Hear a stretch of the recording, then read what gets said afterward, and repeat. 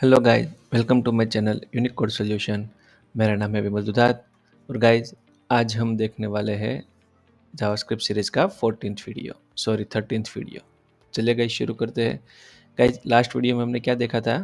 Functions. अब देखेंगे functions with parameter. ठीक है, फंक्शन जो फंक्शन है ये नॉर्मल फंक्शन है। अब हम देखने वाले फंक्शन विथ पैरामीटर्स। तो चलिए शुरू करते हैं। नंबर लिख देता हूँ 14। Function with parameters dot html। चलो इसी को मैं कॉपी कर लेता हूँ और यहाँ पे पेस्ट कर देता हूँ। ठीक है, इसको क्लोज कर देता हूँ। गाइज ये जो है नॉर्मल फंक्शन है। ठीक है, अब फंक्शन विथ पैरामीटर का क्या मतलब है कि फंक्शन के साथ आप कुछ पैरामीटर्स पास कर सकते हो। ठीक है, जैसे कि फंक्शन नॉर्मल है। अभी इसके अंदर मैंने क्या लिया है a प्लस बी। तो ये फंक्शन जो सम का फंक्शन है वो क्या कर रहा है, a प्लस बी का मुझे सम दे रहा है। ठीक है, इसको मैं रन करता हूँ। Terminal run active file. चलो रन हो गया।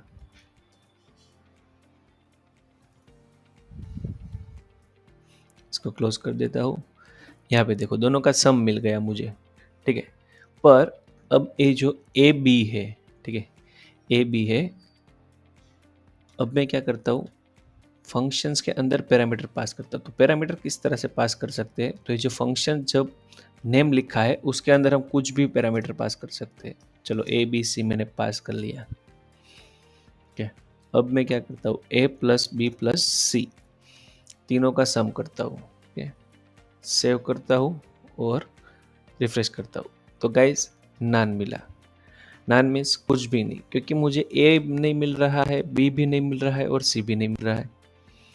अब जबकि मैं यहाँ से ए हटा देता हूँ, ठीक है, जबकि मैंने हटा दिया तो तीनों का सम मिलेगा। देखो मिल गया 31। पर जब मैंने इसके अंदर कुछ लिखा ए प्लस बी इसके अंदर डाला तो मुझे कुछ नहीं मिला। तो ए क्या मतलब हुई, ए क्या मतलब हुआ? ठीक है, इसका कोई मीनिंग ही नहीं है। तो बगैर फंक्शन बगैर वेरिएबल के भी तो अच्छा था नॉर्मल फंक्शन। ठीक है, तो ऐसा नहीं होता गाइज। अब जब आपने फंक्शन बनाया तो उसके अंदर आपने 3 पैरामीटर पास किए। ठीक है, पर जब कॉल किया तब तो आपने कुछ पास नहीं किया। ठीक है, तो मैं अब इसके अंदर पास कर देता हूँ ए बी सी। ठीक है, तो ए बी सी की वैल्यू कहाँ से आएगी? यहाँ से आएगी, इसके अंदर जाएगी और यहाँ से यहाँ पे आएगी और उसके बाद यहाँ पे आएगी। ठीक है, चलो रिफ्रेश करता हूँ। देखो मिल रहा है 31। ठीक है, 31 मिल रहा है। अब मैं क्या करता हूँ, यहाँ पे कुछ चेंजेस कर देता हूँ। 4 लिख देता हूँ, वापस से रिफ्रेश करता हूँ। देखो मिल रहा है। ओके, तो ये तो मिल गया। तो इसमें तो विदाउट पैरामीटर भी तो हो रहा था। ठीक है, विदाउट पैरामीटर भी हो रहा था। अब मैं क्या करता हूँ, अब मैं यहाँ पे 2 पास करता हूँ, यहाँ पे 3 पास करता हूँ और यहाँ पे 5 पास करता हूँ। ठीक है, 2 3 5 मैंने डाल दिया और सेव कर लिया। तो अब गाइज मैं रिफ्रेश करूँगा तो मुझे कौन सी वैल्यू मिलेगी, 4 5 6 वाली या 2 3 5 वाली? ठीक है, अब गाइज यहाँ से मिलेगी। तो ये जो ए बी सी है वो ए बी सी को इस ए बी सी से कुछ मतलब नहीं है। फंक्शंस जो है वो पैरामीटर के साथ किस तरह से वर्क करता है कि जब कॉल के टाइम पे आप पैरामीटर डाल रहे हो तो वो जो पैरामीटर है वो यहाँ पे उस तरह से काम करेंगे। और ये जो है ऑर्डर बाय चलते हैं। ठीक है, आपको ए की वैल्यू 2 लेनी है तो जहाँ ए लिखा है उसी जगह पे 2 लिखना पड़ेगा। ठीक है, बी की वैल्यू आपको 3 चाहिए तो बी की जगह पे ही 3 लिखना पड़ेगा। सी की वैल्यू कुछ नहीं चाहिए तो आप इस तरह से कुछ नहीं लिख सकते। ठीक है, अब सेव करता हूँ। अब मैं रिफ्रेश करता हूँ तो मुझे क्या वैल्यू मिलनी चाहिए? नन। नन का मतलब क्या हुआ कि ए प्लस बी का सम प्लस सी के साथ, पर सी तो आपने कुछ दिया ही नहीं है। ठीक है, सी आपने कुछ नहीं दिया तो एक और बी का सम किसके साथ करे वो उसको मालूम नहीं पड़ रहा है, इसके लिए नन दे दिया है। तो आपको यहाँ पे जितने भी पैरामीटर पास करो उसकी वैल्यू आपको यहाँ पे पास करनी रहेगी, ठीक है, कंपलसरी। चलो मैं रिफ्रेश करता हूँ, देखो गाइस आ गया 9। अब ये जो चीज़ें हैं सारी ए बी सी डायनेमिक रहते हैं। ओके, अभी यहाँ पे आपने फंक्शन कॉल किया तो आपके लिए ए 2 था, ठीक है, यहाँ पे 8 3 हो जाएगा, यहाँ पे बी 5 हो जाएगा और यहाँ पे 6 हो जाएगा सी, ठीक है। तो इसका सम भी अलग होगा, इसका सम भी अलग होगा। तो ये जो पैरामीटर्स आप गाइस पास करते हो, पैरामीटर्स मीन्स कोई भी वेरिएबल, कुछ भी वेरिएबल आप इसके अंदर डाल सकते हो, ठीक है। रिफ्रेश करता हूँ, देखो दोनों का सम अलग अलग आ गया। तो आप कभी कोई लूप में भी ये फंक्शन डालना चाहो कि वहाँ पे वैल्यू डायनेमिक आती हो, तो वहाँ पे भी आप डाल सकते हो। आपको इस तरह से वेरिएबल लिखने की ज़रूरत नहीं रहेगी, ठीक है। ए बी सी डिक्लेयर करने की भी ज़रूरत नहीं रहेगी, ठीक है। तो ये हो गया फंक्शन विद पैरामीटर। अब गाइज हम क्या कर रहे हैं, ए बी सी तीनों भेज रहे हैं, ठीक है, और ये यहाँ पे कुछ रिटर्न करवा रहे हैं।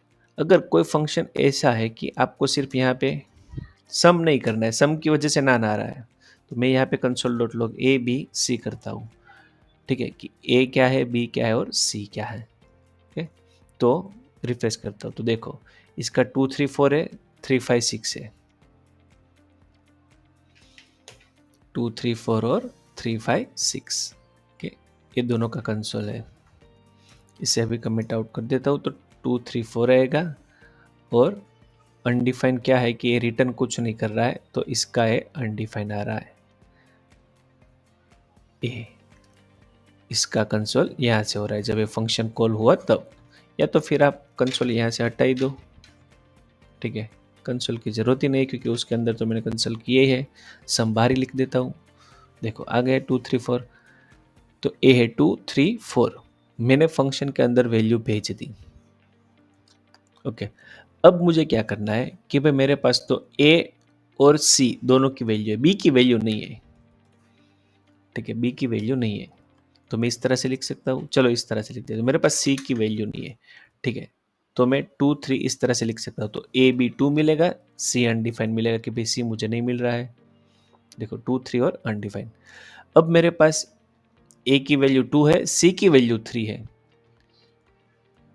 ओके, सी की वैल्यू 4 है, बी मेरे पास नहीं है, तो मैं क्या करूँगा, बी मेरे पास नहीं है तो क्या करूँगा, रिफ्रेश करूँगा तो यहाँ पे तो बी की वैल्यू 4 आ गई, सी अनडिफाइंड रह गया, ठीक है। तो जैसे कि मैंने बोला था कि ये ऑर्डर वाइज वर्क करता है कि ये जो फर्स्ट आपने डाला वो ए रहेगा, सेकंड बी रहेगा और थर्ड वाला सी रहेगा। तो इस केस में आपके पास तो बी तो है ही नहीं, तो यहाँ पे आप बीच में इस तरह से नल लिख सकते हो, ठीक है। तो ए की वैल्यू 2, बी की वैल्यू नल और 3 की वैल्यू, सी की वैल्यू 4, देखो आ गया 4, ठीक है। तो मीन्स आपको कुछ ना कुछ वहाँ पे भेजना ही पड़ेगा, ठीक है। अगर लास्ट है, लास्ट वाला पैरामीटर आप नहीं भेज रहे हो तो चलेगा, ठीक है, पर फिर भी चलाना नहीं है, हमें नल भेजना ही है। नल का मीन्स कि कुछ नहीं, ठीक है, पर आपने भेजा ही नहीं कुछ, ओके, तो इसका मतलब कुछ नहीं हुआ, इसका मतलब ये हुआ कि मुझे मिल नहीं रहा है, कुछ है पर मुझे नहीं मिल रहा है, ठीक है। तो आपको इससे बेटर वे से भेजना पड़ेगा नल, ठीक है। तो पैरामीटर जब भी आप भेजो तो फंक्शन के अंदर जो भी पैरामीटर हो वो पैरामीटर फंक्शन कॉल करते टाइम पर होने ही चाहिए, कंपलसरी है, ठीक है। तो ये चीज़ें आप याद में रखिएगा, ठीक है। अब एक एग्जांपल लेते हैं कि इसका बेनिफिट क्या होता है, इससे कोड शॉर्ट हो जाता है, ठीक है। एक मैं फंक्शन लेता हूँ एक्शन, कि भाई आपको क्या करना है, आपके पास दो वेरिएबल है, ओके, दोनों का आपको सम करना है, या तो सब करना है, या तो मल्टीप्लिकेशन करना है, या तो डिवीजन करना है, ठीक है। तो मैं यहाँ पे लिख देता हूँ if C is equal to अगर मेरे पास C is equal to plus मिल रहा है, ठीक है, तो मैं क्या करूँगा, रिटर्न कर दूंगा ए प्लस बी, दोनों का सम कर दूंगा,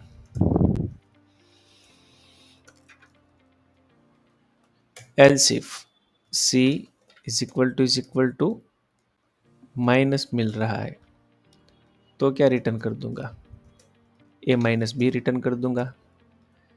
ठीक है, सेम चीज़ें सी इज इक्वल टू मल्टीप्लिकेशन मिल रहा है तो यहाँ पे मल्टीप्लिकेशन कर दूंगा, और डिवीजन मिल रहा है तो यहाँ पे डिवीजन कर दूंगा।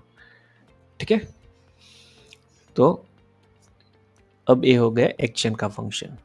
ठीक है, तो मैं यहाँ पे क्या करता हूँ, इसको मैं हटा देता हूँ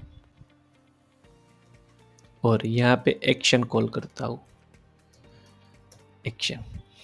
अब गाइज यहाँ पे पैरामीटर के अंदर आप कुछ भी पास कर सकते हो, स्ट्रिंग पास कर सकते हो, ठीक है, नंबर पास कर सकते हो। मैं यहाँ पे स्ट्रिंग पास करता हूँ प्लस, कि अगर मैंने प्लस भेजा तो ये दोनों का ये सम कर देगा। ठीक है, तो आपको 4 फंक्शन बनाने की जरूरत नहीं पड़ेगी, सम, मल्टीपल, डिवीजन।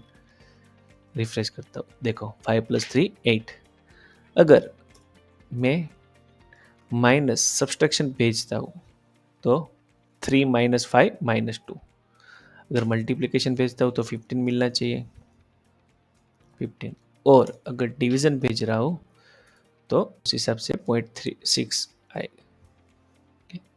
तो देखा, एक ही फंक्शन में सब चीज़ें कर सकते, सिर्फ पैरामीटर भेज के, कि अगर ये जो पैरामीटर मुझे है ए मिल रहा है तो ए करूँगा, अदरवाइज ए करूँगा, अदरवाइज ए करूँगा, अदरवाइज वो करूँगा।